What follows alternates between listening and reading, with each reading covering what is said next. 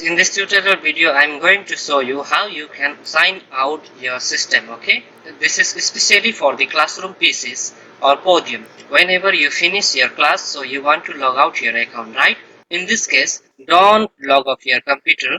If you log off, the another person who came for the next period, he cannot able to log in.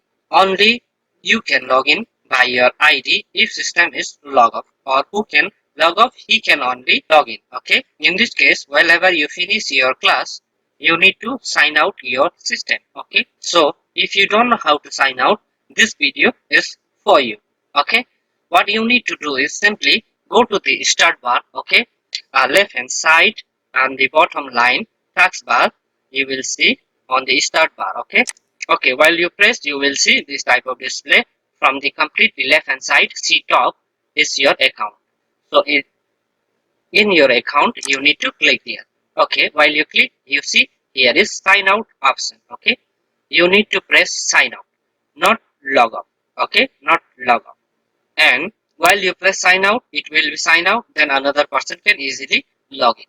And the other thing, you can just press from your keyboard control alternate and delete. Okay, control alternate and delete. While you press, you will find this screen. Okay, from there also you can easily sign out. So that is the correct way. And in the log up options, so if your system is log up, so you will find this type of display. So you cannot change the other user, right? So how the other user can use now, this is the problem. And how you can log out this one. Okay, simply you need to go in the bottom line of the right hand side, you will see their power options, this one. Okay, while you press here, you will see here restart options. So just restart the system, it will automatically log out and anybody can log in from here. So this is how we can solve the issue of screen lock problem.